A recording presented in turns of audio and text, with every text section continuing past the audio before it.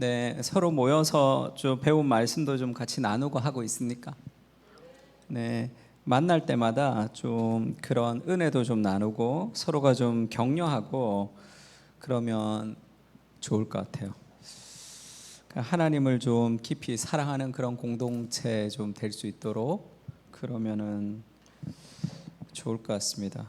그 청년들 수련회 자주 가는데 지난주도 한성교회 수련회 갔다 왔는데 거긴 청년들이 많더라고요. 이렇게 꽉 차서 예배를 드리는데 차면 뭐하고 안 차면 뭐하고 막 열정적이면 뭐하고 청년들은 은혜는 잘 받는데 그 뭐가 부족하냐면 이 대가를 지불하는 데 부족해요. 그러니까 힘든 거를 극복하는 것이 굉장히 부족합니다.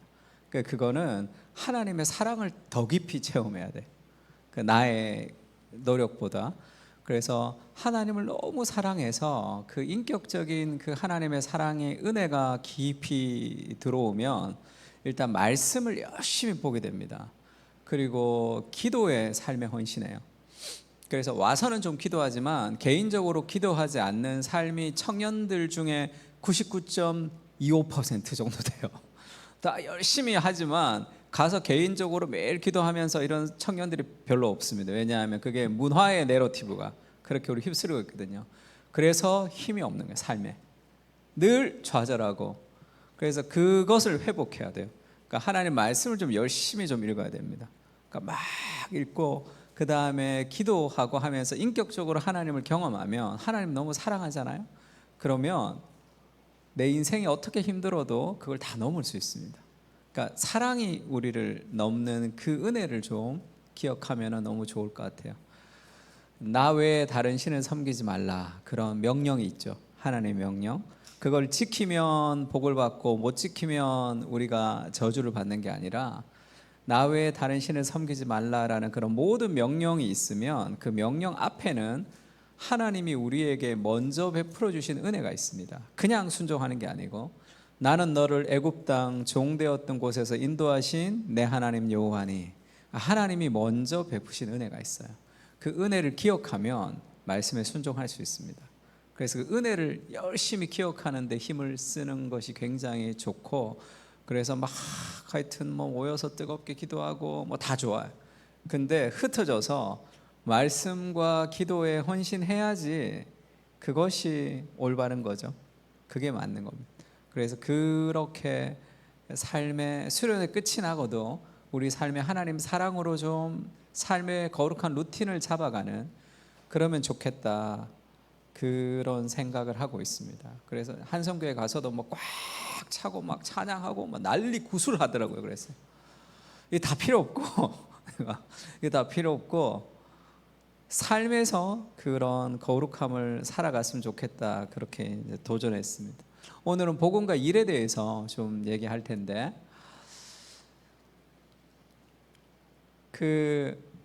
우리가 왜 일하는가라는 일본 경영의 신이라는 분이 쓴 책도 있고, 사이먼 시넥이 나는 왜 일하는가 이런 책들도 많습니다. 그러니까 일의 본질을 막 찾으려고 이제 하는데, 그래서 우리가 주로 얘기하는 게 덕업일치죠. 내가 좋아하는 것을 직업으로 삼으면 내 인생이 행복할 것이다 하는데, 그것이 아니라 그랬죠. 내가 좋아하는 것을 직업으로 삼는 것 자체는 행복이 거기 있지는 않습니다. 하나님 안에서 행복한 사람이 직업이라는 것은 세상을 섬기는 과정인 거예요. 그것을 이룰 때 훨씬 더 많은 것을 이룰 수 있습니다. 그래서 일의 본질은 자아 실현이 아니다라는 것을 일단 알아야 되고요. 내가 원하는 것은 복음 안에서 충분히 받았다라는 걸 알아야지 부족이 이끌어가는 게 아니라 만족이 이끌어간다, 이렇게 얘기했습니다.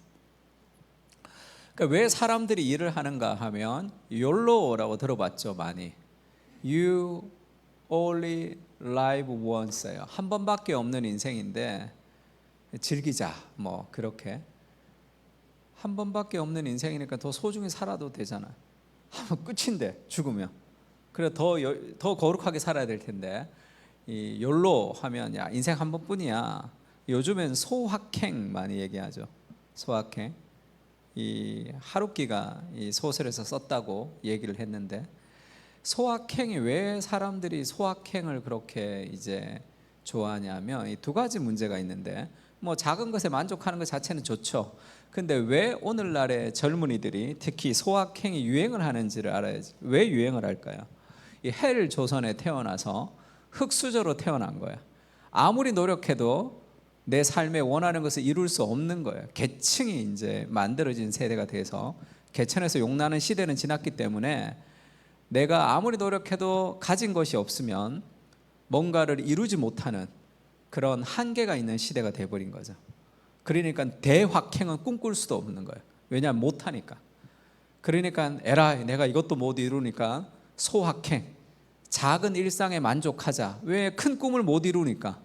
또 작은 일상에 만족하는 게 주로 뭐예요? 뭐 먹는 거야 주로. 뭐 먹는 거, 어디 가서 해외여행 가서 보는 거, TV를 틀어보세요.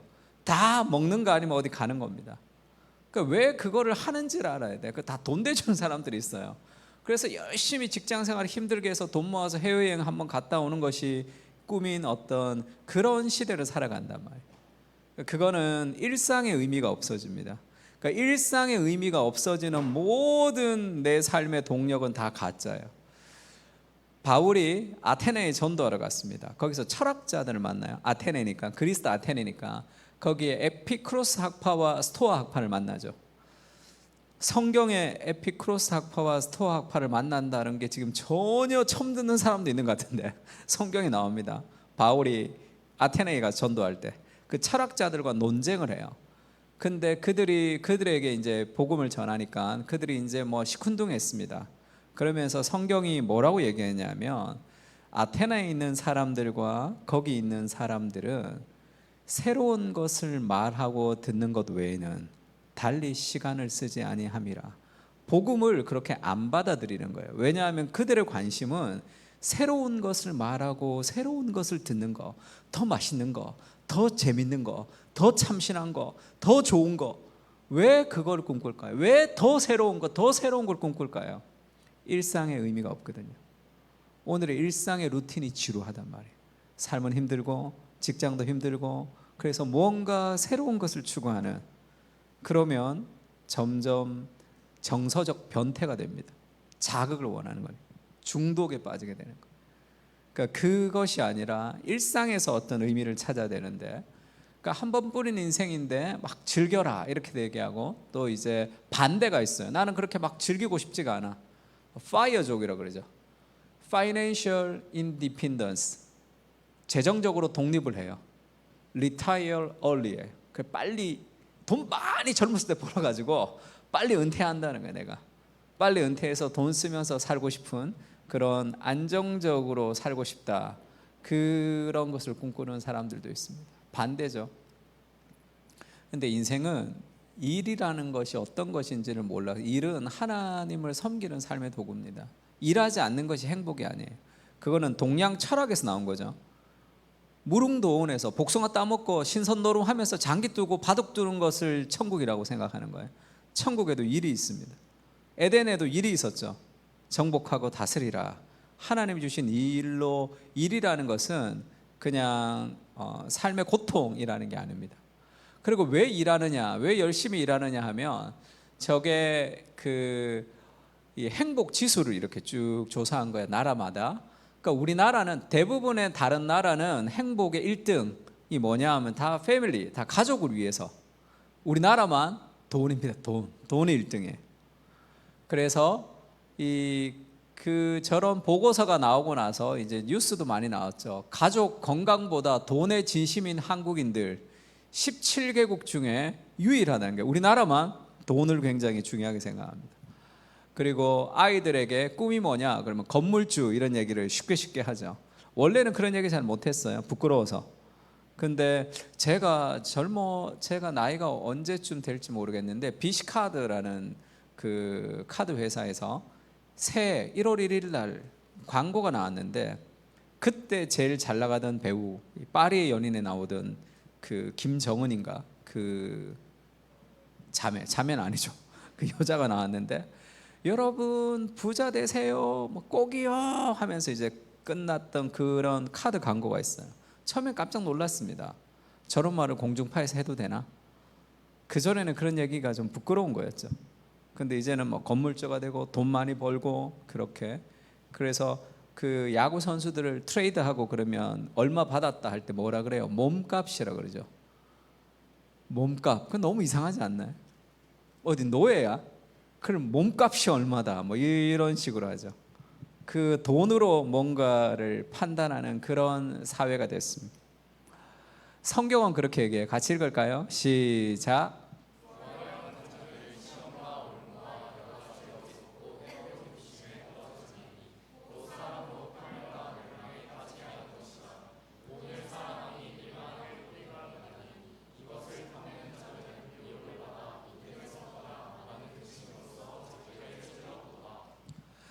목사님, 주식을 투자도 됩니까? 그런 청년들 질문을 많이 받습니다. 되죠. 그러나 어떻게 하느냐가 중요해요. 하고 안 하고가 중요한 게 아니라 삶의 동기가, 우리가 일을 하는 거, 주식을 투자하는 거, 그 삶의 동기가 내 돈 좀 벌어봐야 되겠다 하면 다 망하게 됩니다. 부하려 하는 자들, 그러니까 돈이 목적인, 그러면 올무에 걸리게 돼요.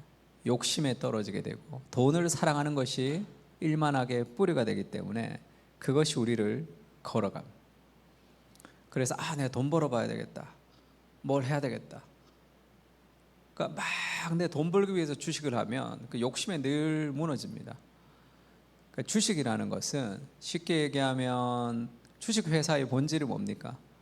좋은 기술과 자본을, 능력을 갖고 있는 회사에 이 주주들이 돈을 투자해서 그 회사가 더 건강하게 세워지면서 사회에 이바지하는 것이 제일 좋은 거죠. 그러면 좀 기술이 좋지만 자본이 없는 거기에 잉여된 돈, 내 생활비 막 넣는 게 아니라 잉여된 자본을 투자해서 오래 좀 가지고 있는 거죠.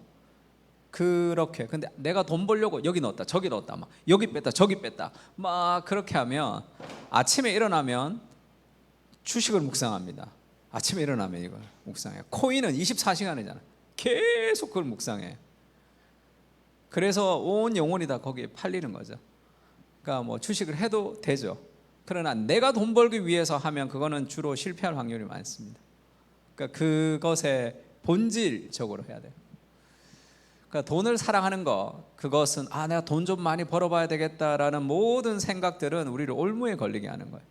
그러면 예수 믿는 사람은 돈 없이 가난해야 됩니까? 그렇지가 않죠. 같이 읽을까요? 디모데전서 시작.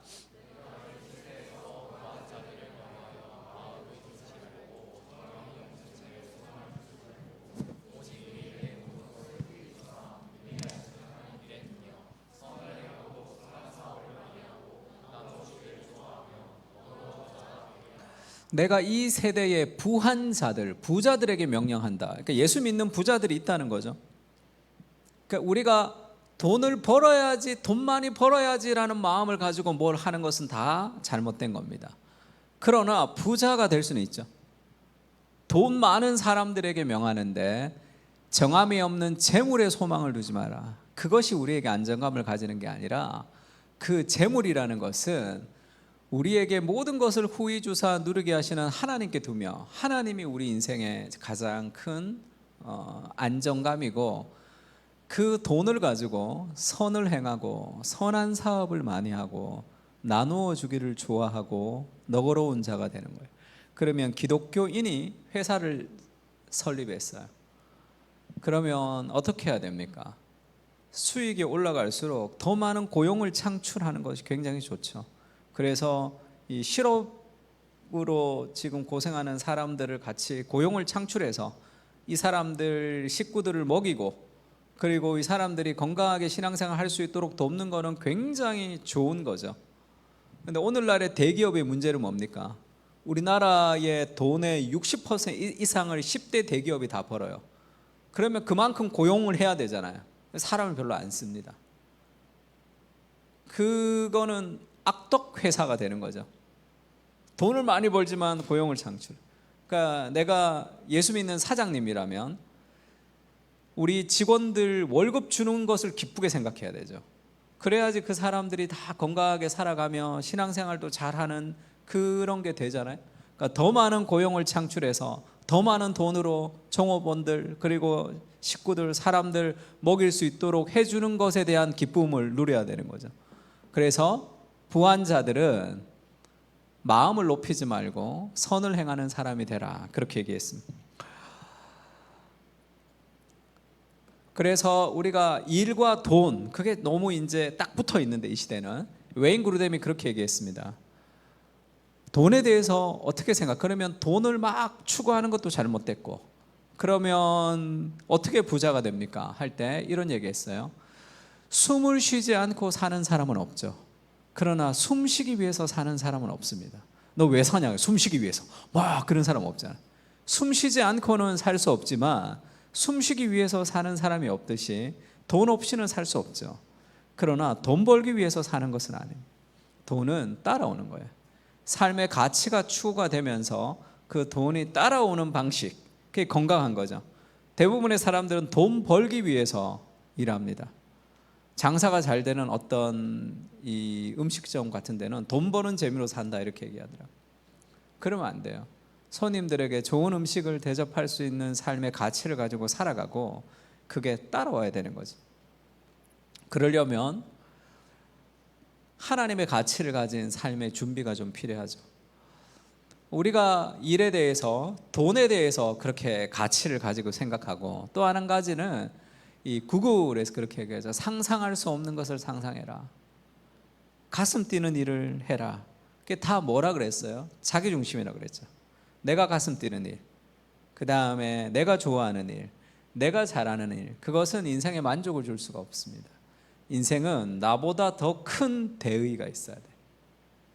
나를 희생해서라도 이루고 싶은 삶의 대의, 그것을 말씀 안에 하나님 나라 찾아야 됩니다. 그리고 나보다 더 사랑하는 삶의 대상이 있어야 돼. 그렇지 않으면 조금만 자기가 힘들면 뭘 안 하고 그런 자신의 감정의 노예가 되어서 삶의 한계를 극복할 수 없습니다. 그러니까 가슴 뛰는 일을 해라, 상상할 수 없는 것을 상상하라. 이것은 문화가 주는 잘못된 일에 대한 정체성이죠. 누가 이렇게 얘기했습니다. 인생에서 큰 그림을 그릴 수 없어가 답답합니다. 어떻게 사는 것이 제대로 사는 것인지 모르겠습니다. 이런 젊은 청춘 문답 질문이 있어요. 유시민 씨가 그렇게 대답했습니다. 인생은 덧없는 것이라는 걸 일단 알아야 된다. 인생은 덧없다, 허무하다. 일반 은총을 가진 사람이 생각할 수 있는 끝판왕이죠. 자기가 정말 인생을 살아봤더니 인생은 덧없더라.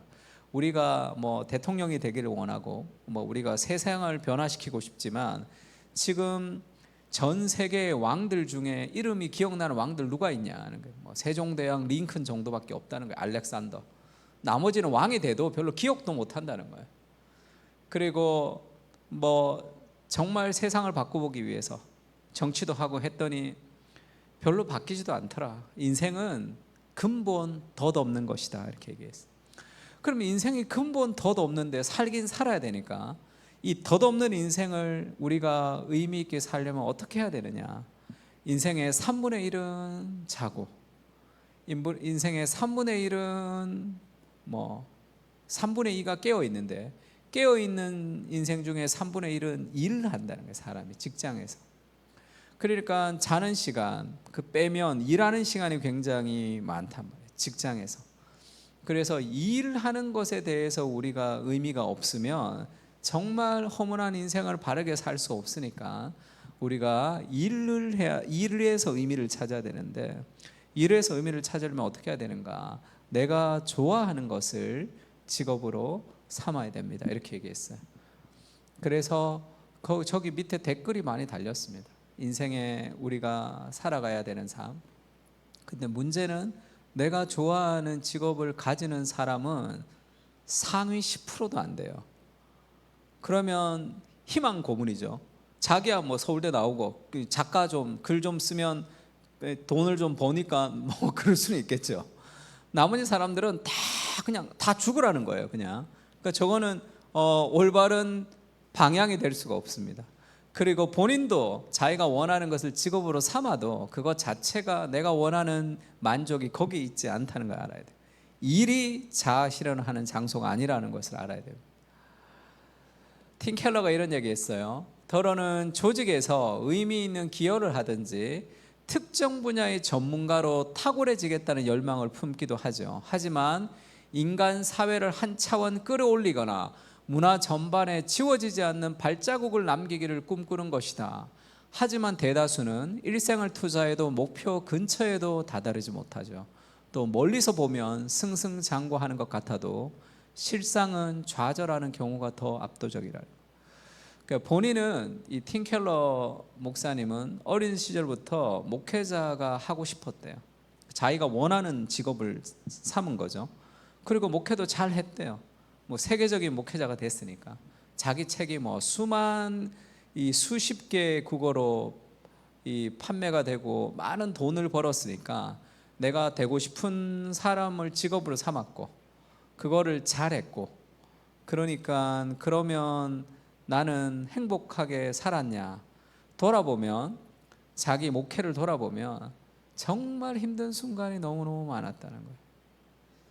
그러니까 내가 원하는 것을 직업으로 삼았는데, 그것도 잘 했는데, 그것으로 돈도 많이 벌었는데, 그것으로 유명해졌는데, 근데 그것 자체로 내가 원했던 그 무엇이 거기에는 없다는 거예요. 그러니까 그것을 딱 잡으면 거기에는 내가 원하는 그것이 없습니다. 사람들이 성공을 원하고, 그 다음에 돈을 원하고, 사람들이 사랑을 원하지만 사람들이 원하는 것은 성공과 사랑과 돈이 아니에요. 성공을 통해서 얻고 싶어하는 궁극적 만족입니다. 너무너무 사랑해서 결혼하지만 결혼하고 나면 실망하는 이유가 뭡니까? 그 사람이 아니기 때문이 아니에요. 사마리아 여자를 만나서 예수님 뭐라고 하죠? 네가 남편이 5 있었으나 지금 있는 사람도 내 남편이 아니니. 왜 남편이 5 있었죠? 이 사람과 살아봤더니 또 아닌 것 같아. 또 저 사람 5명을 바꿨는데도 채워지지가 않는 거죠. 그것은 남편을 통해서 채울 수 있는 게 아니었기 때문에 그렇습니다.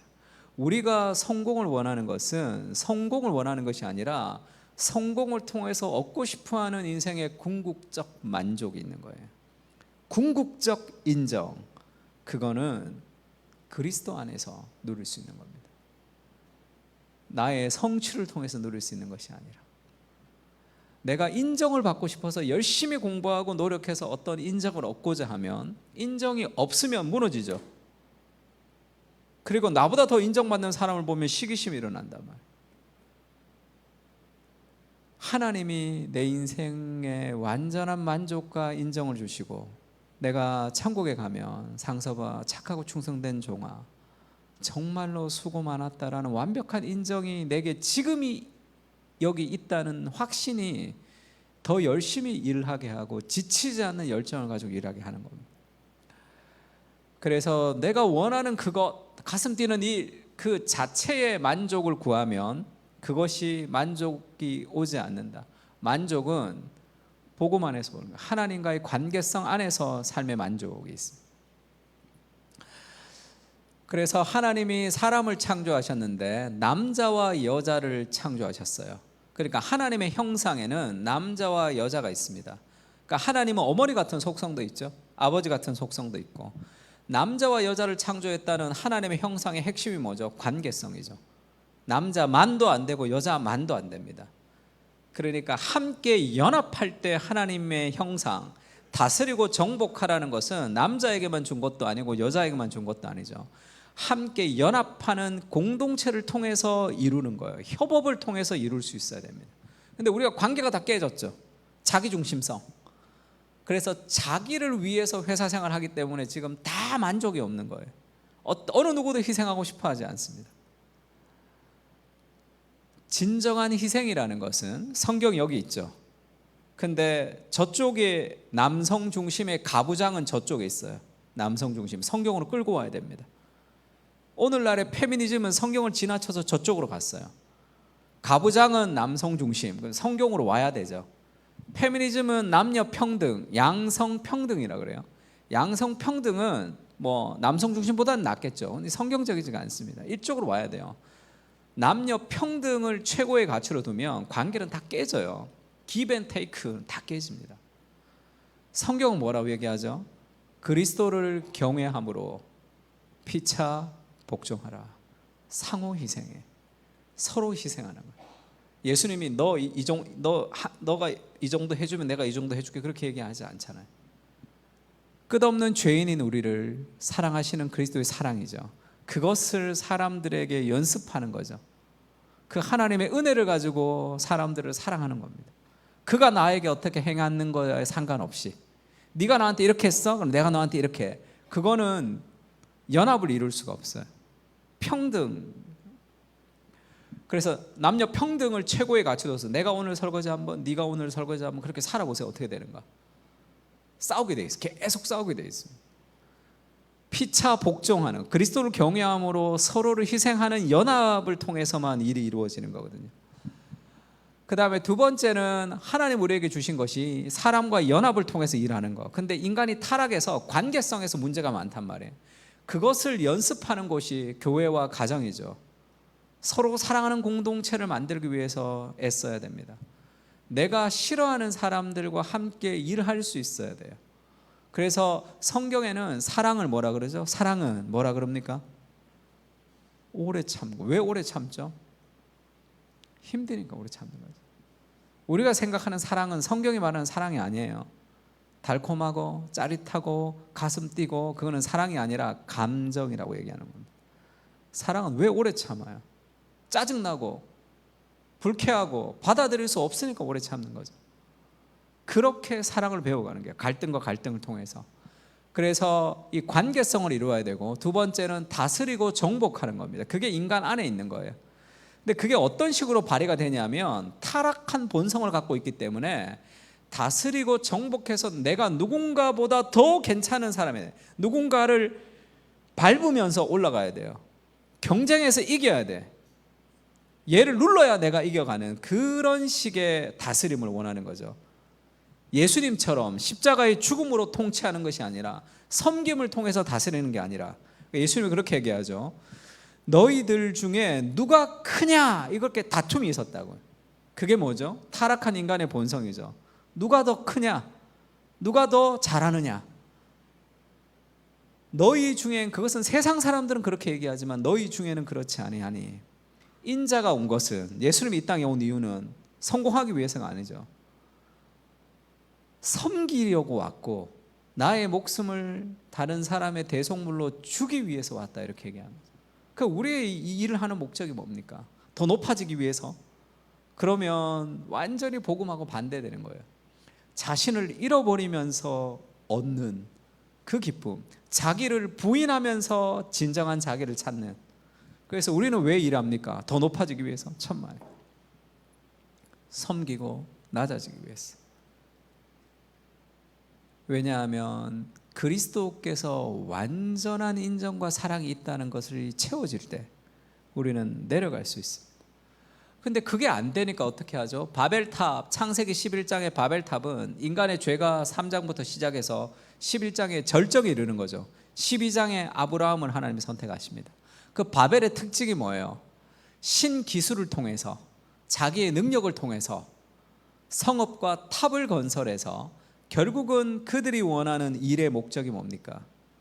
내가 좋은 기술과 내 실력으로 역청을 바르고 벽돌을 만들어서 결국 내 스스로 우리의 이름을 내는 거예요.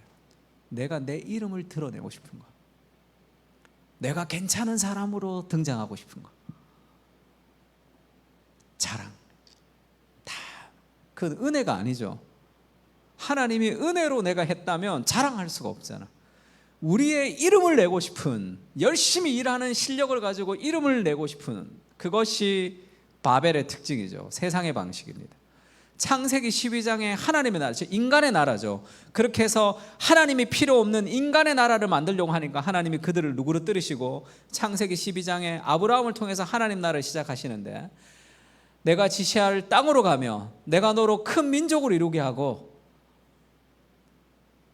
내가 너로 복이 되게 할 것이다 이렇게 얘기할 때 너의 이름을 창대하게 할 것이다 이렇게 얘기하죠. 창세기 12장에. 그 이름을 누가 창대하게 한다는 거예요? 누가 누구의 이름을 창대하게 한다는 거예요? 하나님이 아브라함의 이름을 높인다는 뜻입니다. 내가 스스로 실력을 통해서 내 이름을 높이고 싶은 거, 그게 바벨이에요. 하나님이 내 이름을 높여주는 거예요. 하나님의 역사를 이루고, 그것이 무엇이 내 인생의 주인으로 나를 높이느냐, 그것이 일의 목적과 같은 거죠. 창세기 11장에 대해서 팀 켈러가 이렇게 얘기했습니다. 노동의 동기는 바뀌지 않았다. 권력과 영의 뜻대로 통제할 권한을 극대화하려는 의도가 분명하다. 성경의 언어로 이름을 낸다는 것은 정체성을 확립한다는 겁니다. 죄로 물든 마음에서 비롯된 욕망들은 현실 세계의 긴장을 불러오고 결국 붕괴에 이르게 되죠. 스스로 중요한 존재가 되려는 교만한 갈망은, 남들보다 더 열심히 해서 더 나은 존재가 되겠다는 그런 갈망은 필연적으로 경쟁과 분열을 일으키죠. 갈등을 일으킬 수밖에 없습니다. 자신을 드러내는 데 집중하는 삶이 동료 인간들 사이에서 사랑과 일치를 빚어내기란 불가능한 노릇이다. 그런 마음가짐은 스스로 숭배의 대상이 되든지 집단을 우상으로 삼든지 둘 중 하나를 선택해야 하는 비참한 지경으로 몰아간다. 내가 숭배의 대상이 되든지 아니면 내가 원하는 이너 서클 안에 들어가서 다른 사람을 배제함으로 나의 스카이 캐슬을 좀 공고히 해서 더 나은 존재가 되고 싶은 거죠. 인류가 그토록 애타게 구하는 영광과 관계는 오직 하나님 안에서만 공존할 수 있다. 영광과 관계죠.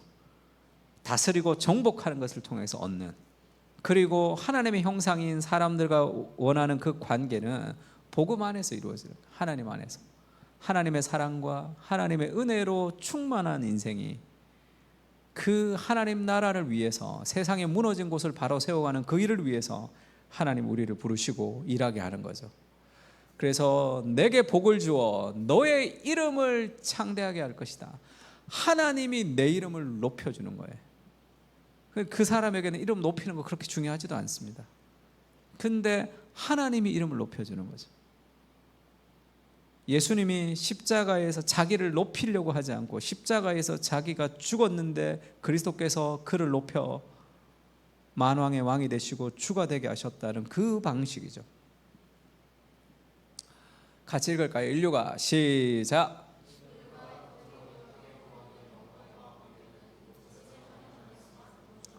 그거를 좀 누려, 하나님과의 관계성 안에서 오는 만족을 좀 누려야 돼요. 그래서 하나님 말씀을 좀 알아야 됩니다. 하나님을 사랑한다는 것은 하나님 말씀을 사랑한다는 거예요. 그걸 계속 말씀을 계속 좀 열심히 읽어야 됩니다. 그래서 어제도 얘기했죠. 인간은 자기 중심이라 그래요. 자아 중심. 그거는 의미가 잃어버려진다는 거죠. 사이먼 시넥이 왜 일하는가라는 책을 썼는데, 이 사람 예수 믿는 사람이 아닙니다. 유튜브에 이런 영상이 하나 있어요. 왜 MZ 세대들은 성공하지 못하는가? MZ 세대들은 망한다는 거예요. 여러분 MZ 세대입니까? 그럼 망할 거예요. MZ들은 망할 수밖에 없다. 성공하지 못한다. 이렇게 얘기하는 거예요. 왜 그러냐 하면 팩트 폭력을 하는데, MZ 세대들이 직장을 다니면 1년 안에 꼭 이렇게 얘기한대요. 직장이 마음에 안 든다는 거예요. 왜 직장이 마음에 안 드냐 그러면 의미가 없다는 거예요. 내 직장을 통해서 의미를 찾고 싶은데 의미가 없습니다. 근데 저 사람 예수 믿는 사람이 아닙니다. 그냥 일로서 의미를 찾으려면 두 가지가 필요하다는 거예요. 첫 번째는 협업입니다. 협업. 나 혼자 그냥 일하는 게 아니라 다른 사람과 함께 프로젝트를 하면서 이루어낼 수 있는, 그러니까 내가 할 수 없는 것을 함께 하면서 나보다 더 큰 일이 이루어질 때, 그때 그 협업을 통한 어떤 일의 성취, 그게 기쁘죠. 혼자서 올림픽 금메달 따는 것도 기쁘지만 뭐 구기 종목 같은 거 할 때 막 온갖 그런 것들을 가지고 한 팀이 되어서 뭐 함께 승리하는 그 기쁨, 그러니까 협업을 통해서 이루어지는 기쁨을 누릴 때 일에 대해서 의미가 있고, 두 번째는 전문성이죠. 내가 일에 대한 깊은 전문성을 가질 때 그 일에 대한 재미를 누리잖아요. 그러면 일이 정말로 재미있고 일에 대해서 그냥 일반적으로 내가 의미를 가지려면 그 업무에 대한 깊은 전문성과 다른 사람과 함께 일할 수 있는 팀을 만들어내는 그런 능력을 길러줘야 되는데, 그거는 의미 없는 일의 반복을 통해서 이루어진다는 거예요. 내 인생 의미가 있고 싶어. 의미 없다는 거예요. 정말로 의미가 있으려면 의미 없는 일들을 성실하게 죽도록 반복을 해야지 될 거 아니에요. 자유를 얻고 싶어요. 자유는 내 마음대로 하는 게 자유가 아니죠. 감정의 노예가 되는 겁니다. 수영을 통해서 자유하게 되려면, 피아노를 자유롭게 치려면 자유롭지 못한 환경 안에서 죽도록 연습을 해야지 자유로워지는 거잖아요. 가만히 있는데 어떻게 자유로워집니까? 회사 들어가서 이거 나 맞지 않아. 이거 맞지 않아. 맞는 회사가 어디 있어? 여러분, 사장의 입장으로 생각해 보세요. 쓸 사람이 없다 그래요. 다 직원의 마인드로 이 세상을 보니까 다 회사가 마음에 안 드는 거예요. 정말 일에 대한 의미가 있는, 내가 원하는 일은 고올입니다. 내가 원하는 결혼도 고올이에요. 정말로 서로 사랑해서 눈빛만 봐도 내가 무슨 말 하는지를 다 알고 마음을 나누면서 깊은 하나됨을 누리려면 죽기 직전까지 그 정도 돼야 돼요. 한 10년, 20년 결혼 생활을 믿음 안에서 성실하게 치열한 갈등을 겪고 나서 얻는 평화입니다. 결혼하고 뜨거운 마음을 가지고 막 서로 사랑해서 1, 2년 결혼 생활하고 좋아지지가 않아요. 계속 갈등을 일으키죠. 그것을 깎이고 넘어서고 힘들어하는 수많은 과정을 거쳐서 하나가 되는 거지, 그런 하나됨이라는 것은 존재하지가 않는 거죠. 일도 마찬가지입니다. 일을 통해서 뭔가 업무를 통한 만족이라는 것은 한 10년, 20년 일하고 가지는 고올이에요. 그러려면 그 전까지 내가 자유롭지 못한 상황에서 열심히 일하는 삶의 동기가 필요합니다. 여러분, 일로도 그냥 성공하고 싶어요? 제가 일로 성공할 수 있는 어마어마한 비법을 하나 가르쳐 드릴까요? 반드시 성공하는 일은, 여러분들은 실력이 있어야 되고 생각하는데 실력보다 더 중요한 게 attitude, 태도입니다. 태도. 그가 작은 일을 대하는 태도를 보면 이 사람 성공한다 안 한다 바로 알 수 있어요. 오늘 나에게 주어진 일을 골삼이삼, 골로새서 3장 23절이죠.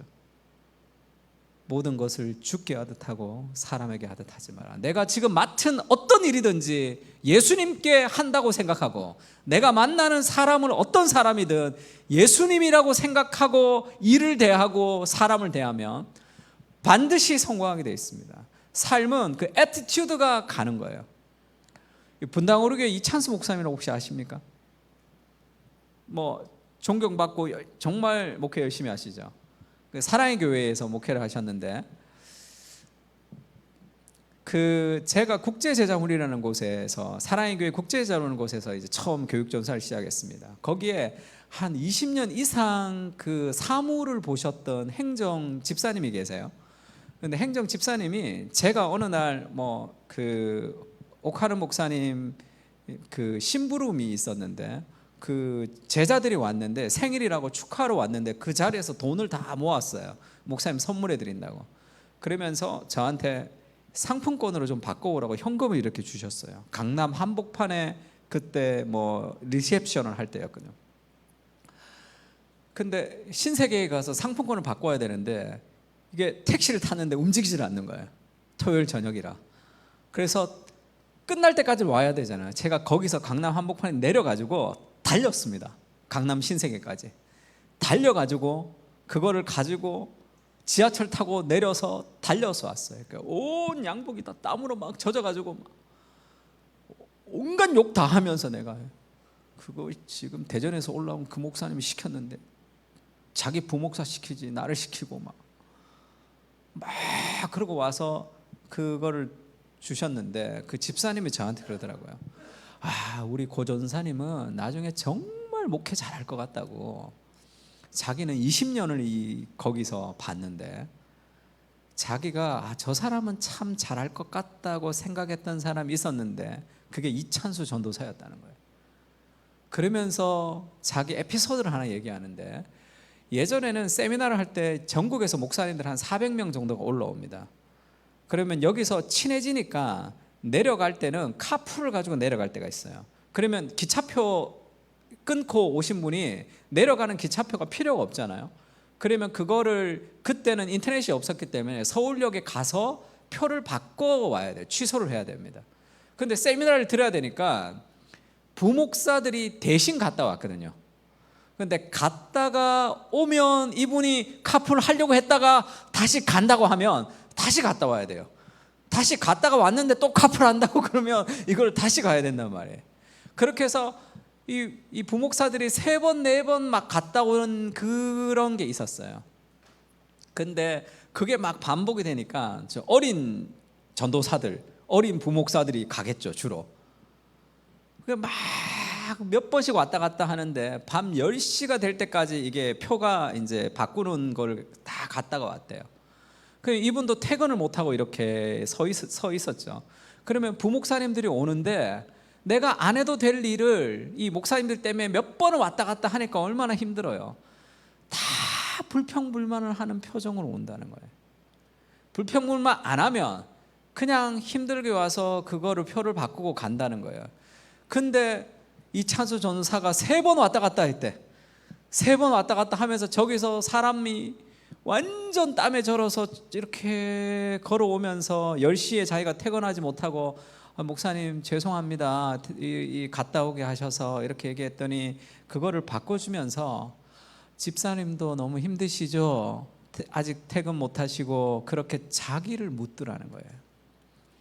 자기가 몇십 년을 그 일을 했는데 그렇게 귀찮은 일을 막 반복을 했을 때 내가 어떻지 물어보는 사람은 딱 한 명밖에 없었다는 거예요.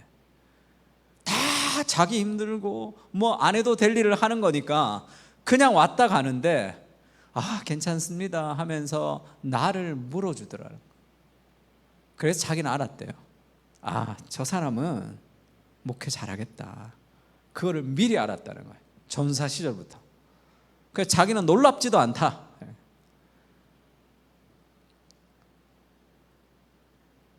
삶의 애티튜드가 성공을 만드는 거예요. 하나님을 향한 그런 세상을 섬기고 싶은 마음이 있으면 열심히 공부하게 되어 있습니다. 그렇게 살아갈 수밖에 없죠. 그러면서 MZ세대들은 성공 못한다는 거예요. 왜냐하면 의미가 있고 싶대, 직업을 통해서. 근데 그거는 지루하고 힘들고 불편하고 지저분한 과정을 거쳐야 얻는 거예요. 그거 안 하고 싶은 거야. 의미만 있고 싶은 거야. 그래서 오늘날의 젊은이들의 특징, 여러분 엄마들이 여러분에게 뭐라 그래요? 안 봐도 알아. 내가 우리 아들 보면 알아요. 오늘날 젊은이들의 특징은 짜증입니다. 짜증이 많아요. 왜죠? 불편하는 것을 감수하는 능력이 현저히 떨어지거든요. 고난에 대한 대처하는 능력이 떨어져요. 왜 그러냐 하면 오늘날의 문화의 내러티브는 물질주의, 여기 있는 것이 제일 좋죠. 그러니까 물질주의, 맛있는 거, 편한 거, 눈에 보이는 게 좋기 때문에 인생의 고통이라는 것은 의미가 없단 말이에요. 이건 없어져야 되는 거예요. 그래서 인생의 고통이 있으면 빨리 해결해야 된다고. 고통과 함께 걸어가면서 사람이 성숙해진다는 그런 개념들은 없는 거예요. 오늘날의 문화의 내러티브 안에는. 인스타그램에는 절망이 없다. 정지우 작가의 책이죠. 인스타그램 열어보세요. 고통과 눈물과 슬픔이 있나? 다 뭐 이렇게. 그러니까 나도 어딜 가고 싶잖아. 걔들 평생에 한 번 간 건데 쭉 있으니까. 절망이 없는, 슬픔이 없는, 고통과 함께 걸어가지 못하는 인생의 모든 인생은 성숙할 수가 없죠. 그래서 MZ세대는 성공을 못한다, 이렇게 팩트 폭력을 날렸습니다. 정말 하나님을 사랑하면 어려움을 감수한단 말이에요. 대가를 지불하게 되는 겁니다. 정말로 원하면, 정말로 이루고 싶은 하나님의 나라가 있다면, 정말로 하나님의 슬픔을 이해한다면 그렇게 준비하는 거죠. 공부도 마찬가지예요.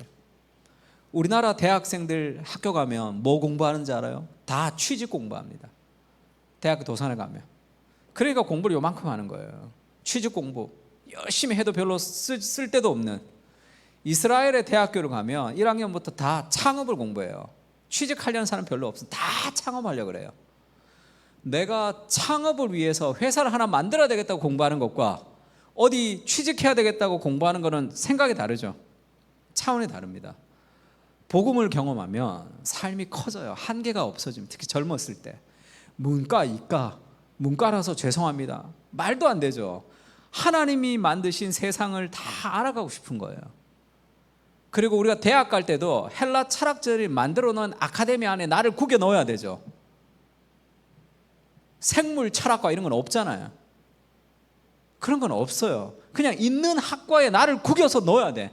하나님이 나를 어떻게 만드셨는지, 하나님이 나를 어떻게 창조하셨는지에 대한 이 나를 통해서 뭔가 직업을 찾고 뭐가 나가는 게 아니라 헬라 철학자들을 만들어 놓은 아카데미 안에 나를 막 구겨 넣어야 돼요. 나 뭐 좋아하지? 그럼 뭐 어디 학과가 몇 개도 없잖아. 정해놓은 학과에 나를 구겨 넣어서 들어가야 돼. 그러니까 그것도 힘들고, 구겨 넣어서 들어간 직업도 세상 사람들이 만들어 놓은 직업에 나를 구겨 넣어서 들어가려니까 힘들잖아요. 직업을 하나 창출하면 되잖아요. 하나님이 주신 나에 대한 마음을 가지고 직업을 만들면 되잖아. 얼마나 막 다양해.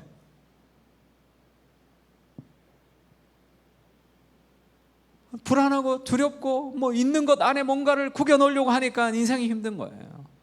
하나님을 만나면 삶이 좀 넓어집니다. 삶이 좀 넓어져. 하나님이 나를 만드셨잖아.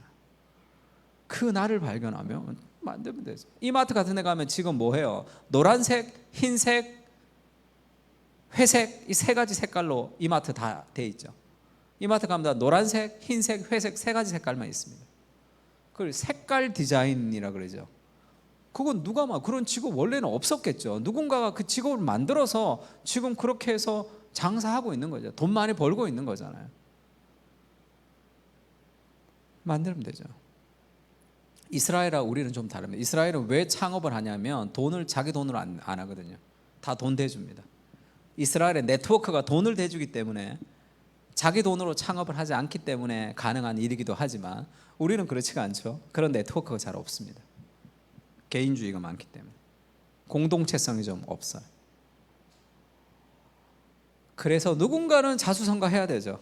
자수성가를 하면 그 네트워크를 가지고 돈을 모아서 젊은이들이 창업할 수 있도록 좀 도와줄 필요도 있습니다. 그래서 건강한 기독교 회사가 좀 많아져야 되겠죠. 그래야지 세상이. 제가 진주의 대학교 수련회를 갔는데 거기 수요 예배 모임이라고 있습니다. 진주에. 거기서 수요 예배를 모이면 청년부가 뭐 한둘 있는 그런 시골 청년들도 수요일 날은 거기 모여서 그냥 예배를 해요. 거기 있는 사람들은 진주의 변화를 위해서 기도합니다. 진주 땅을 변화시켜 주십시오. 그래서 거기서 졸업해서 진주에 창업을 하고 진주에 병원을 차리고 진주에서 하기를 해요. 그러면서 그 네트워크가 있습니다. 그래서 그 진주에서 자기들끼리 회사 만들고 거기서 창업하고 그 다음에 수의과 다니는 자매는 거기서 개업을 하고 해서 연합을 통해서 진주를 변화시키겠다는 거예요. 그렇게 기도하고 공부하는 사람하고 그냥 너무 불안해 두려워 취직하기까지는 교회도 안 나와. 삶의 질이 다른 거예요. 그런 삶의 비전을 가지고 뭐가 두렵습니까? 그때 더 열심히 공부할 수 있는 거예요. 미친 듯이. 그러나 그거는 불안과 두려움이 아니라 사랑이 우리를 인도하는 거예요. 그러니까 뭐 성공하는 사람의 습관 뭐 그런 게 있어요. 균형을 잡아야 된다. 시간을 관리해라. 다 이렇게 정확하지가 않습니다. 실력과 노력으로 성공했다는 당신에게 저는 책 보면 인생의 모든 성공은 다 운의 요소가 있다는 거예요. 우리로 얘기하면 은혜의 요소죠. 내가 실력이 좋다고 성공하는 것은 아닙니다. 어떤 요소들이 만날 때 성공이 되는 거죠. 내가 성실하게 살아가며 그 하나님의 때를 기다릴 필요도 있겠죠. 근데 이게 내 거다, 이 모든 성공이 내 거다라고 생각하는 것은 잘못됐죠.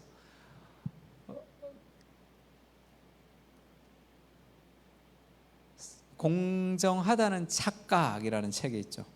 마이클 샌들이 쓴 책입니다. 공정하다는 착각에서 마이클 샌들이 그렇게 얘기하죠. 아이비리그에 들어간 사람들을 다 조사해 봤더니 부모님의 돈이 일반의 평균보다 3배 이상 많은 사람이 80%가 넘는 거예요.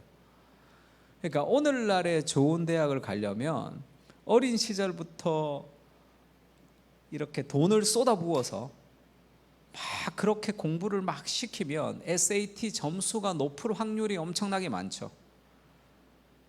그래서 내가 아이비리그에 가서 좋은 대학 가서 내가 돈 많이 버는 것은 공정하지가 않다는 거예요. 그것은 은혜라는 거예요. 그러니까 어떻게 해야 되냐면 베풀어야 된다는 거예요. 공정하지 않다, 공정하다는 게 착각이다 하는 거죠. 내가 똑같은 경쟁을 통해서 내가 이겨서 갔다는 게 틀린 거죠. 왜냐하면 똑같은 경쟁이라는 건 존재하지 않습니다. 어떤 사람은 몸으로 공부하는 걸 좀 빠르게 배우는 사람이 있고, 어떤 사람은 머리 회전이 조금 더 빠른 사람이 있겠죠. 그래서 평균의 종말이라는 책 보면 수학의 한 과목 한 과를 이 반 클래스가 전부 다 100점 맞으려면 한 과목을 2주 가르치면 된대요. 똑같은. 그러면 모두가 다 100점 맞을 수 있답니다. 근데 그렇게 가르치는 사람이 어디 있어요? 1시간 하고 넘어가죠. 그럼 빨리 이해하는 사람들이 좋은 성적을 받기에 좋은 구조인 거죠. 그것도 공평하지가 않다는 거예요. 그러니까 뭔가 내게 주어진 것은 다 은혜죠. 은혜입니다. 그것이 은혜라고 생각해야지 내가 가진 것을 나누고 베풀 수 있는 거죠. 내가 남보다 더 열심히 해서 이것은 내 거다라고 생각하면 그것은 바벨탑을 쌓아가는 게 됩니다.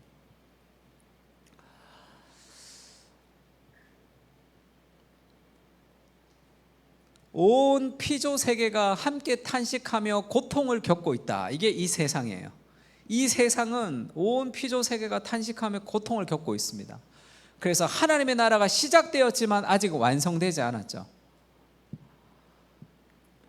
그래서 타락한 세상 속에는 우리가 아무리 열심히 일해도 땅은 가시덤불과 엉겅퀴를 낸다는 것을 기억해야 돼요. 내가 아무리 열심히 일해도 내가 원하는 결론에 도달하지 못하는 세상을 살고 있습니다. 내가 열심히 일했는데 원하는 것을 얻는다고 생각하면 늘 실망하게 되어 있어요. 땅은 가시덤불과 엉겅퀴를 냅니다. 내가 노력한 만큼의 결과가 있지 않는 세상이죠. 대신에 내가 먹을 것은 밭의 채소인즉 우리가 실망하지 않을 만큼의 하나님의 위로가 있는 거예요. 그러니까 우리는 열심히 일을 해야 되지만 결과가 완성된 결과는 예수님이 오실 때 완성될 거예요. 그러나 실망하지 않고 걸어갈 수 있는 하나님 나라의 예고편으로서의 위로가 있는 겁니다. 그 균형을 가지고 살아가야 돼요. 그렇지 않으면 열심히 일하다가 좌절합니다. 세상을 변화시키자 그러다가 세상에 무슨 변화가 돼요? 좌절하는 거죠. 내가 아무리 노력해도 세상은 변화가 안 됩니다. 그러면 아무것도 안 해야 되는가? 아니죠. 내가 열심히 노력하지만 세상이 변화되지 않는다는 것을 알고 그럼에도 불구하고 내가 원하는 것은 아니지만 하나님이 주시는 역사를 누릴 정도는 하나님이 주시는 거죠. 그 삶의 균형이 좀 필요합니다. 일에 대해서도 마찬가지죠. 그래서 승리주의는 그렇게 얘기하죠. 기도하십시오. 최선을 다하십시오. 하나님이 당신을 통해서 세상을 변화시킬 겁니다. 아멘. 변화가 안 돼. 막 실망해, 절망하고. 그러니까 기독교 NGO 단체들이 다 세속화로 끝나는 이유가 거기 있습니다. 세상을 변화시키자. 변화가 안 돼요. 그러니까 어떻게 돼? 냉소주의.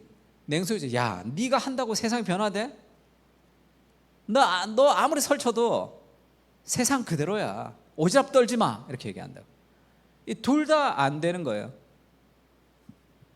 세상을 변화시킬 수 있습니다도 아니에요. 완벽하게 변화가 안 돼. 가시덤불과 엉겅퀴가 막 나와. 그럼 나 아무것도 안 해야지. 그럼 그걸 왜 살아 지금? 그럼 우리가 이미와 아직의 중간 시대를 살아가는 거죠. 완벽한 하나님 나라가 이루어지지는 않지만 하나님 나라가 저기 있다는 것을 사람들에게 알려주는 예고편으로서 우리가 있습니다.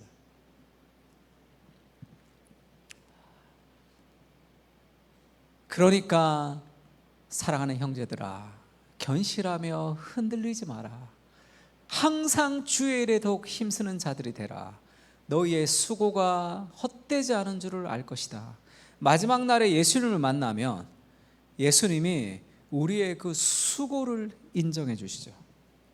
완벽한 결과가 아니라 나의 수고를 인정해 주신단 말이에요.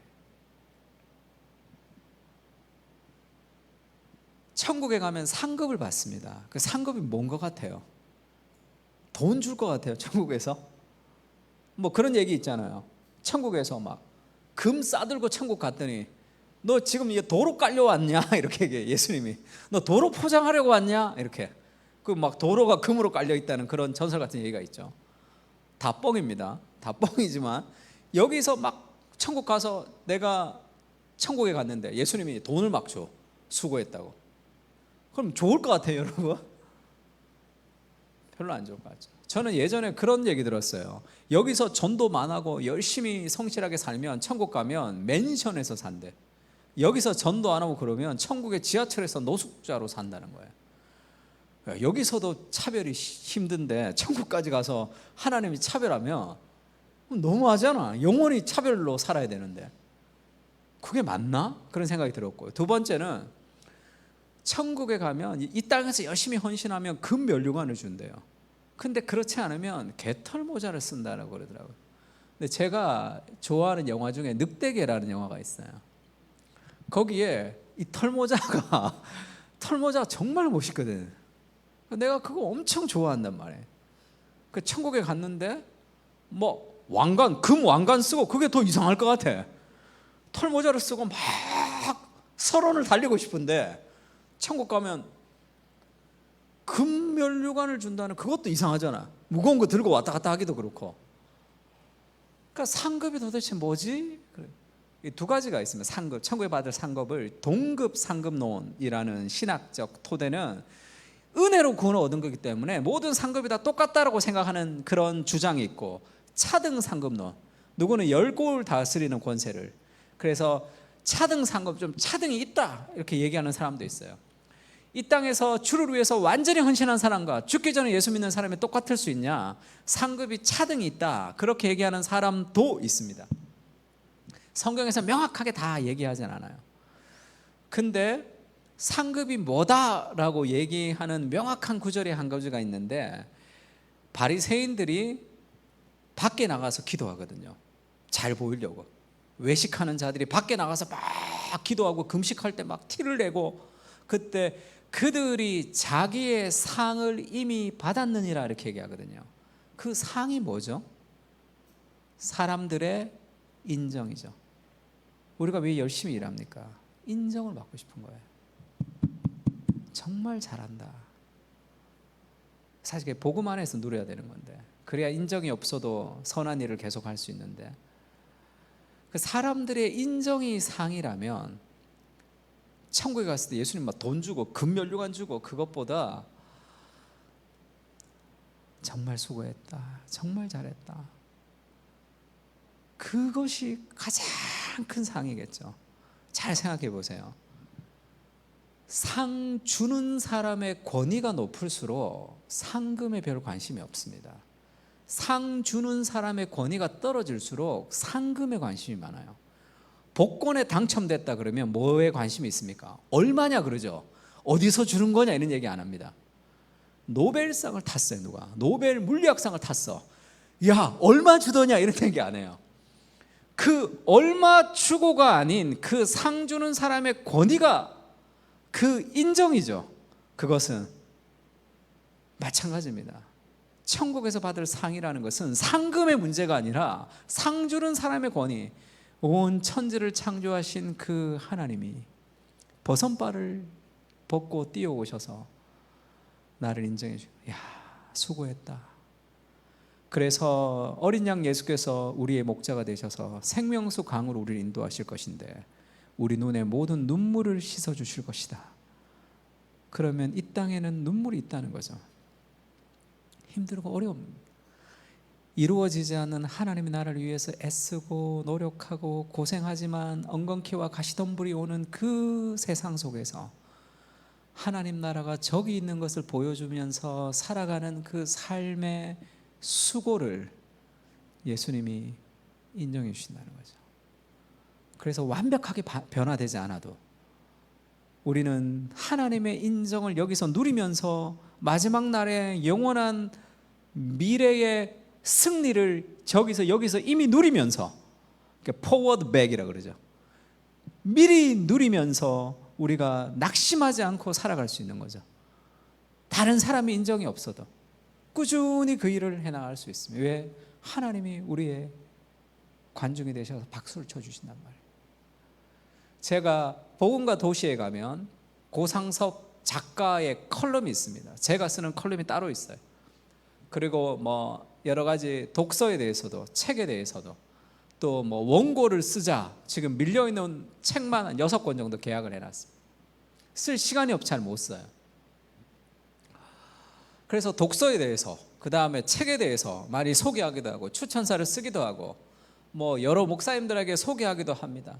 뭐 좋은 일이죠. 잘한 거죠. 2015년에 10년 전에 제가 기도하다가 어떤 마음이 들었냐면, 내가 다른 사람은 잘 모르는데 이 책이 베스트셀러는 아닌데 정말 좋은 책들을 너무 많이 알고 있는데 기도하다가 이거를 좀 소개해 주고 싶다는 생각이 좀 들었어요. 출판사도 잘 안 되는데 그거를 좀 돕고 싶다. 그래서 제가 소그룹 할 때 그렇게 나눴습니다. 교회를 개척하고 몇 명 모이지도 않았을 때, 그래서 소그룹 하면서 한 4-5명 있을 때 그렇게 얘기했습니다. 나한테 하나님이 그런 마음을 주셔서 내가 정말로 베스트셀러는 아니지만 정말 좋은 책들을 좀 소개하고 싶다. 그러니까 하나님이 그 마음을 주셔서 그러면 그렇게 해서 막 소개가 되면 좋겠다. 그 뜨거운 마음을 가지고 책을 소개했어요. 근데 좋아요가 이수환 외 한 명. 한 4-5년을 뭐 열심히 소개하면 뭐 아무도 안 읽어. 뭐 소개를 됐는지 안 됐는지. 근데 이걸 내가 이렇게 소개했는데 아무도 안 읽고, 그것을 원했으면 실망하고 그 일을 못했겠죠. 하나님이 내게 주신 그 일이 사람들에게 소개하는 거잖아요. 뭐 1명이면 어떻고 2명이면 어떻습니까? 그것을 소개하는 그 일을 하나님이 내게 맡기셨기 때문에 소개를 한 거예요. 그러다가 얘기가 들어오고 뭐 글을 쓰고 하면서 소개가 됐죠. 소개가 되고 책도 쓰고 있습니다. 그러면 저 때 아무리 해도 아무것도 안 되는 것으로 실망하지 않아야 되고, 지금도 책을 쓰고 강의를 하면 이 책 안 읽고 성경 안 읽는 이 젊은이들의 세상이 바뀝니까? 그런 일도 안 일어나요. 오늘 강의 들으면 여러분 인생이 막 바뀌어가지고 막 다 헌신해서 세상을 뒤집고 나를, 그런 일이 일어나지 않습니다. 그게 뭐 그렇게 대단한 일도 아니에요. 그렇다고 아무것도 아는 일도 아닙니다. 그 일을 꾸준히 예수님 오실 때까지 하는 거예요. 더 있고 덜 있고도 중요하지가 않습니다. 그것이 우리가 가지는 삶의 균형이죠. 그 방향으로 나가는 겁니다. 너희 안에 같이 읽을까요? 시작.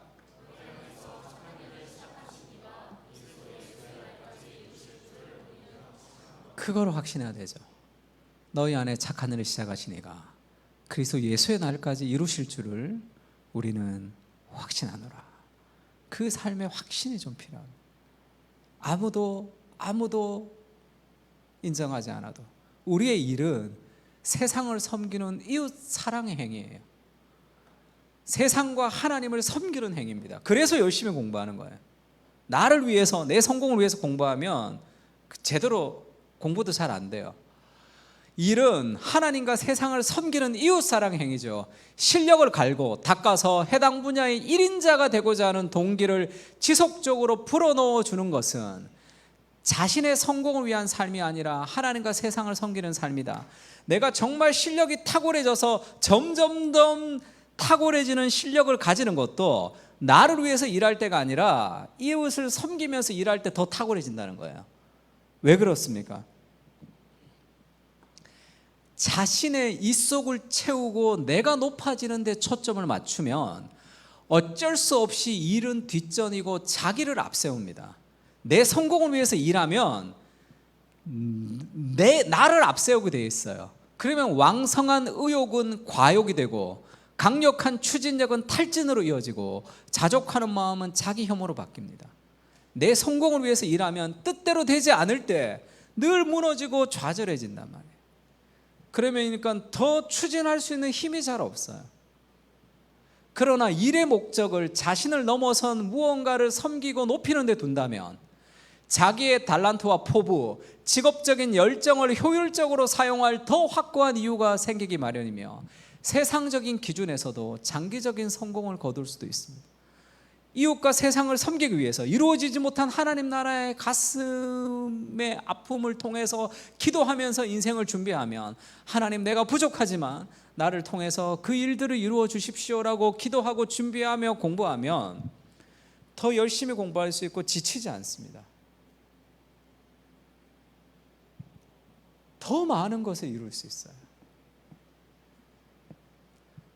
저도 6월까지 교회 양육이 있고 7, 8월은 방학입니다. 교회 양육이 방학이에요.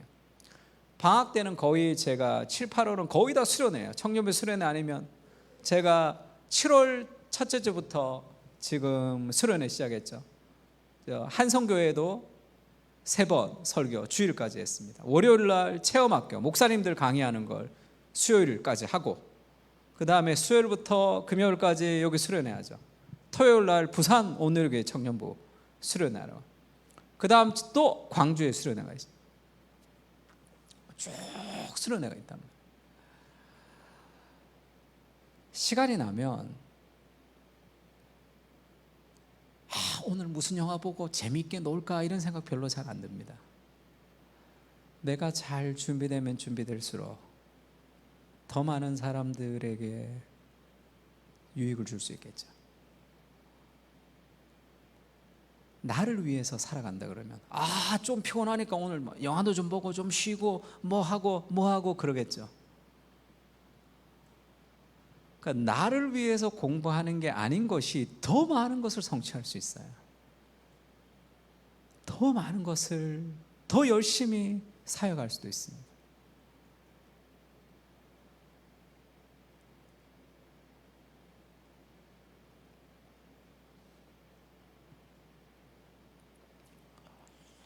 한 가지 얘기하고 좀 마쳤으면 좋겠는데,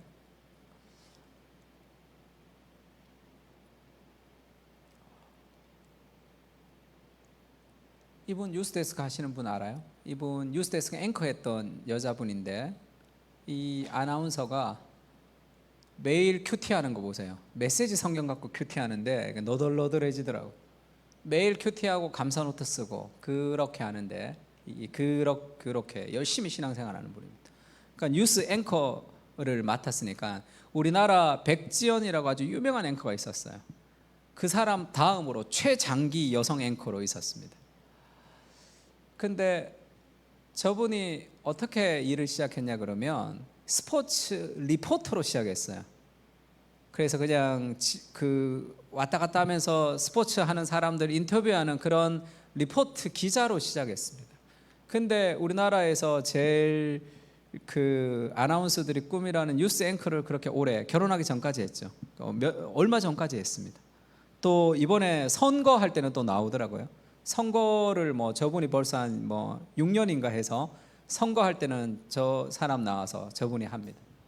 근데 매일 큐티하고 감사 노트 쓰고 그 바쁜 와중에도 늘 그렇게 말씀을 묵상해요. 그러면서 직장 생활이 힘들 때가 있겠죠. 직장 생활이 힘들 때 어떻게 했습니까? 할 때, 직장 생활이 너무 힘들 때 말씀을 읽고 범사에는 다 때가 있다. 힘들 때가 있으면 좋을 때가 있고 그렇게 힘든 시기를 거쳐 넘어섰다는 거예요. 자기는. 그래서 좀 힘들면 그 말씀을 가지고 자기가 힘을 얻는다는 거예요.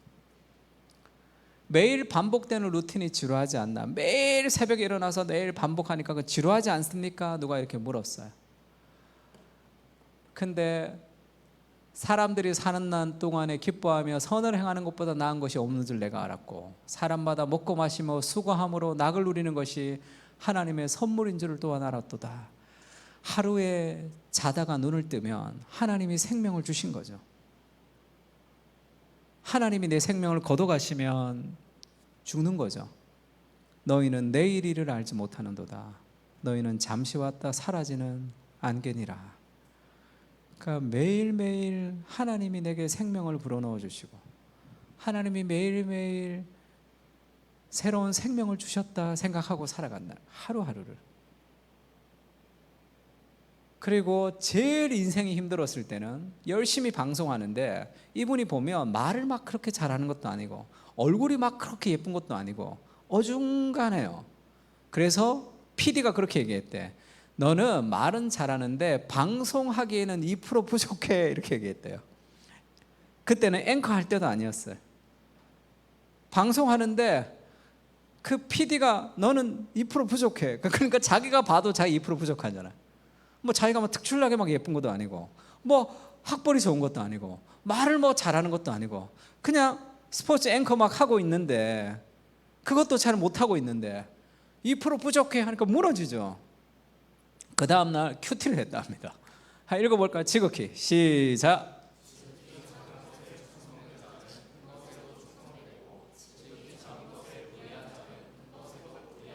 저 말씀을 탁 받았대요.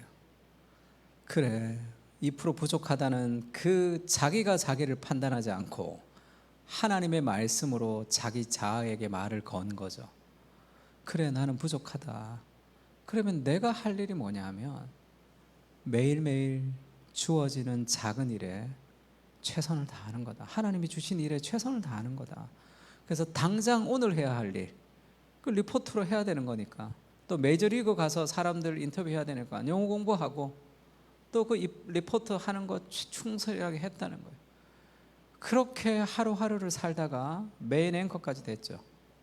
그렇게 하면 메인 앵커가 된다. 그렇지 않을 수도 있겠죠. 메인 앵커가 안 됐을 수도 있겠죠. 그렇다고 실패한 삶이 아니죠. 그러니까 늘 그 말씀이 그의 삶의 동기가 되면서 살아가는 거죠. 제가 굉장히 놀랐습니다. 그리고 이 팀 켈러의 일과 영상에 보면 니글의 이파리라는 그런 그 스토리가 있습니다.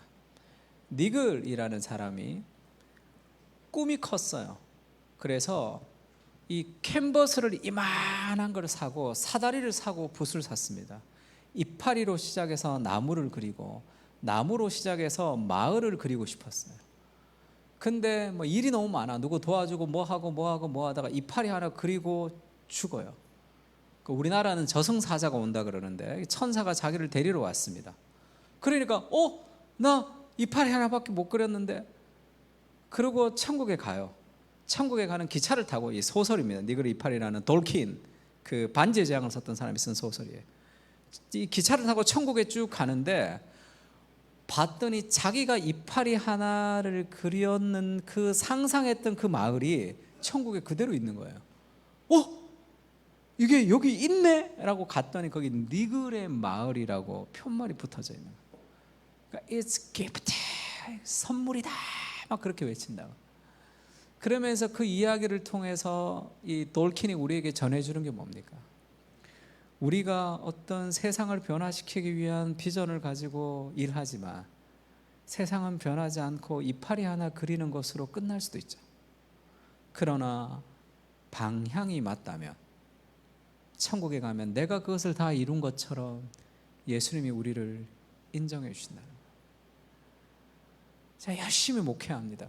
교회를 개척해서 제가 열심히 목회하면 한국 교회가 막 변화되고 한국 교회가 부흥이 일어나고 그런 일이 일어나겠습니까? 안 일어나겠죠.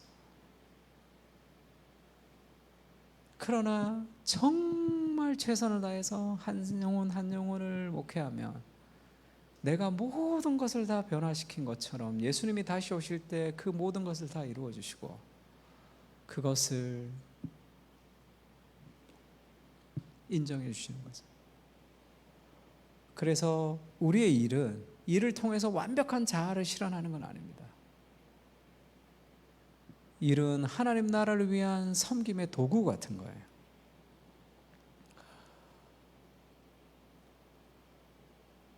끝난 거예요?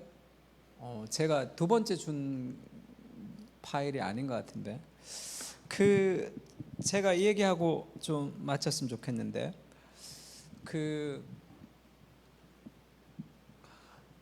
열심히 일하는 거, 그 삶의 동기가 어디서 와야 되냐면 복음에서 와야 된다고 얘기했죠. 하나님의 은혜, 하나님의 나를 너무 사랑했다는 그 사랑과 세상을 향한 아픔, 그것이 우리의 삶의 열정과 무언가를 만들어냅니다. 이보다 더 좋을 수 없다라는 그런 영화가 있어요. 예전에 나온 영화인데 80년도에 나온 영화입니다. 잭 니콜슨이라는 사람이 주연을 했던 영화인데 이 아주 노인인데 이 사람은 강박증 환자예요. 그래서 걸어갈 때도 선이 있으면 선을 못 밟아. 이렇게 가야 돼요. 그리고 매일 똑같은 시간에 똑같은 장소에서 똑같은 음식을 먹어야 됩니다. 강박증 환자라. 그래서 늘 같은 식당에 그 시간에 가는데 자기가 앉는 그 자리에서 그 음식을 먹어야 돼. 근데 딴 사람 앉아 있을 수도 있잖아. 그러면 그걸 용납을 못 해요. 쫓아내야 돼. 그러니까 누가 좋아해? 그래서 온 동네 사람들이 안 좋아했어요. 근데 그 웨이트리스 종업원이 계속 친절하게 잘 대해줬습니다. 그 성격 나쁜 자기를. 그러니까 그 종업원이랑 사랑에 빠졌어요. 그 성격 나쁜 그 사람이. 그러면서 이제 데이트를 하는데 워낙 자기중심적이니까 이 강박증 환자. 그러니까 그 여자 종업원이 오늘은 나를 칭찬을 좀 해봐라 이렇게 얘기했어요. 그러니까 칭찬을 좀 해보라 그러니까 내가 당신을 만나고부터 이 강박증 약을 먹기 시작했습니다 이렇게 얘기해요. 그러니까 아니 당신이 강박증 약 먹는 게 왜 나에 대한 칭찬이냐 그렇게 얘기하니까 자기는 강박증 의사가 강박증을 약만 조금 먹으면 고쳐질 수 있다고 얘기하는데 약 먹는 게 싫어서 평생 약을 못 먹은 거예요. 약 먹는 거가 너무 싫어서 평생 약을 먹질 않았단 말이에요. 당신을 만나고 내가 약을 먹기 시작했다. You want to be a better man 이렇게 얘기합니다. 당신은 나를 더 나은 사람이 되게 하고 싶게 만든다. 내가 당신을 사랑하니까 내가 그렇게 하고 싶지 않았던 약을 내가 먹는 거죠. 왜? 당신의 사랑이 나를 더 나은 사람이 되게 하고 싶거든요. 그것이 그 하나님의 사랑이 그렇게 나아가게 해야 되는 거죠. 저는 제자 훈련을 열심히 받았는데 선교단체에서 제자 훈련을 받았어요. 저희 리더가 저를 아주 율법적으로 훈련을 시켰습니다. 그러니까 저도 막 선교단체식 훈련을 받아가지고 쌍칼이었어요. 별명이. 큐티했어? 말씀 봤어? 막 그렇게 아주 강하게 훈련을 했습니다. 마음의 평안도 없고 점점 성격이 독해졌어요. 저와 제자 훈련하는 사람도 독해졌습니다. 저랑 제자 훈련 끝까지 하는 자매가 둘 정도 있었는데 걔들은 전도기계, 말씀기계, 헌신기계예요. 근데 관계가 안 좋아. 다 독해져. 아주 강하게 훈련시켰거든요. 나도 독해지고 얘들도 독해지고. 근데 길을 찾지를 못했어요. 이게 맞나? 근데 나중에 알게 됐습니다. 사람은 훈련이 변화되는 게 아니라 은혜가 변화되는 거거든요. 훈련은 은혜를 위한 통로이거든요. 훈련이 없으면 은혜가 없지만 훈련이 사람을 변화시키는 게 아닙니다. 어느 교회의 소그룹 리더들 인분을 먹이고 그래서 난리가 난 PD 수첩 있죠. 그 교회 가보세요. 청년들이 몇천 명 있습니다. 지금도 그대로 있어요. 그 교회는 이단 교회가 아니라 그냥 보통 교회예요. 근데 왜 그런 일이 있죠? 아마도 목사님이 선교단체 출신일 거예요. 훈련으로 사람을 변화시킨다고 생각해서 강하게 훈련시키는 거거든요. 순종의 훈련을. 그러면 율법주의자가 됩니다. 아주 교만해져요. 은혜가 사람을 변화시킨다는 것을 나중에 알았습니다. 제가 그걸 오카노 목사님 만나면서, 오카노 목사님이라고 사랑의 교회를 시작하신 분이 계신데 그분이 제자훈련을, 교회 제자훈련을 하셨거든요. 그것을 제가 배우면서 너무 많은 걸 배웠거든요. 나는 목사가 되었는데, 예수님을 만나서 목사가 됐는데 목회를 어떻게 해야 되는지 몰랐어요. 오카란 목사님을 만나면서 목회를 어떻게 해야 되는지 알았습니다. 너무 감사한 거예요. 내 인생에 옥 목사님을 생각하면 너무 감사해요. 근데 옥 목사님 돌아가시고 사랑의 교회가 여러 가지 문제가 많았고, 그래서 사람들이 제자훈련 다 필요 없다 그런 얘기가 많아요.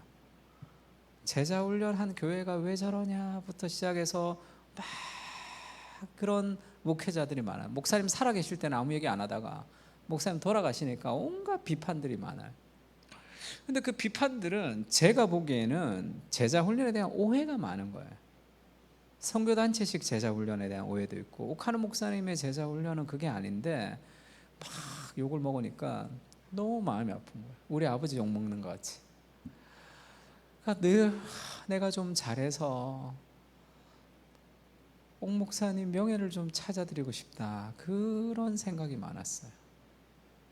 정말 내가 목회 좀 열심히 해서 그러면 좋겠다는 마음을 가지고 교회를 개척해서 막 하고 있는데, 막 우리 교회가 막 제자훈련으로 막 그렇게 되면 얼마나 좋겠어요. 이제 그런 마음이 늘 있었는데, 어느 날 복명과항을 봤는데, 복명과항이라고 이 마스크 쓰고 노래하는 거 있죠. 거기에 국카스텐의 하현우가 나왔어요. 음악대장이 나와서 노래를 부르는, 너무 잘하는 거예요. 신해철의 노래를 3곡 불렀습니다. 그러니까 저 사람이 누군가 막 궁금했어요. 이 8년승회가 있죠. 아직도 깨지지 않는. 근데 그 하현우가 죽은 신해철을 그렇게 좋아했대요. 근데 신해철의 노래를 하현우가 너무 잘 부르니까 동네 나가면 다 그 복면가왕 노래만 계속 나오더라고요. 일상의 초대라는 노래를 불렀는데 몇 과, 3가랑 할 땐가 4가랑 할 땐가, 저는 그런 노래가 있는지도 몰랐습니다. 근데 신해철의 노래를 불렀어요. 다 역시 신해철. 그리고 누가 이제 사진을 올렸는데 신해철의 손을 잡고 있는 그 음악대장의 사진을 탁 올려서 신해철이, 역시 신해철의 노래가 좋다는 그런 댓글들이 많았어요. 제가 그날 잠을 한숨도 못 자고 밤새 울었습니다. 하나님, 나도 저렇게 살고 싶습니다. 나도, 우리 옥 목사님 정말 나한테 정말 좋은 거를 물려주셨는데, 목사님 돌아가셨는데 내가 정말 잘해서 역시 옥하늘이다 라는 그런 보답을 좀 할 수 있었으면 좋겠습니다. 밤새 울었어요. 그해 12월에 이찬수 목사님 연락이 왔습니다. 분당 우리 교회 이찬수 목사님 연락이 와서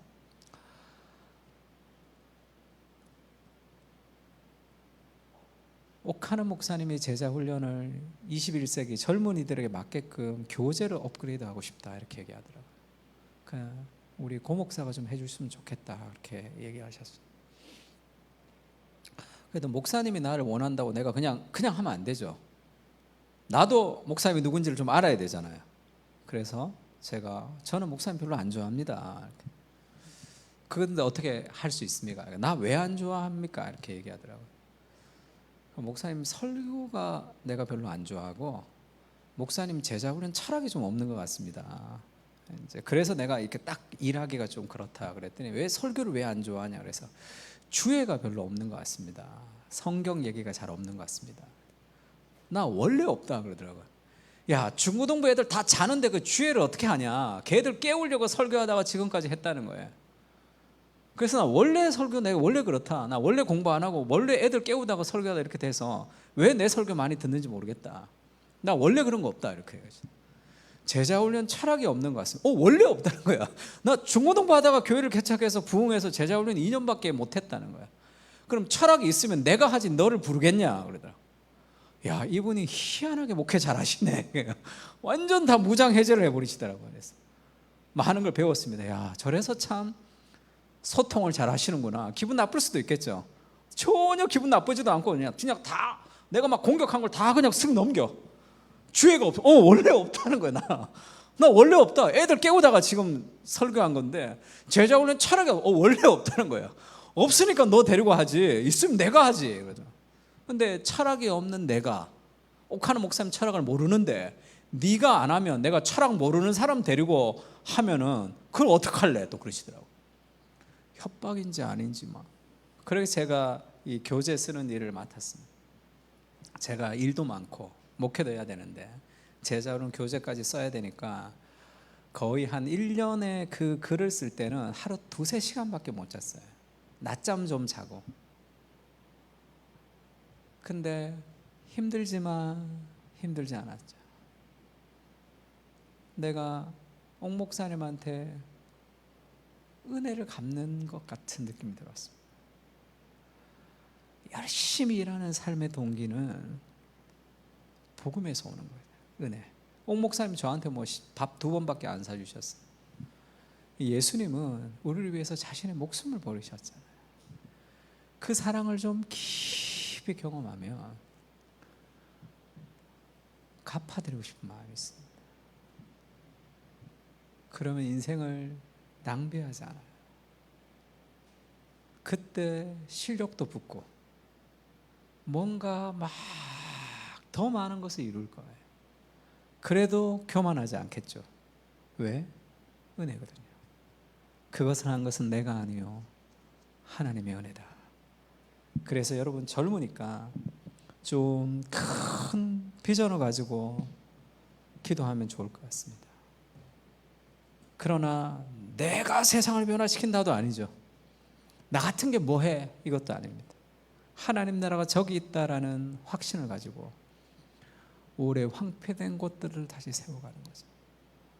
제가 젊었을 때 하나님이 제게 주신 말씀이 있는데 여러분에게 마지막으로 선물로 드리겠습니다. 이사야서 말씀인데요. 내게서 날 자들이 오래 황폐된 곳들을 다시 세울 것이며 너를 일컬어 무너진 데를 보수하는 자라 할 것이며 길을 수축하여 거할 곳이 되게 하는 자라 하리라. 그런 말씀이 있습니다. 내게서 날 자들이 오래 황폐된 곳들을 다시 세울 것이다.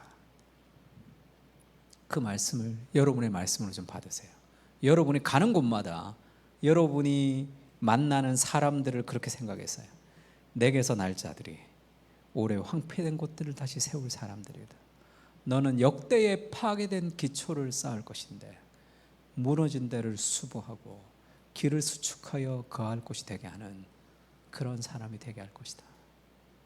하나님, 오래 황폐되어 있는 이 땅, 오래 황폐되어 있는 가정과 교회와 세상을 하나님 나라로 만들어가는 그 일에 우리를 사용해 주십시오. 그렇게 공부하고 일을 하는 것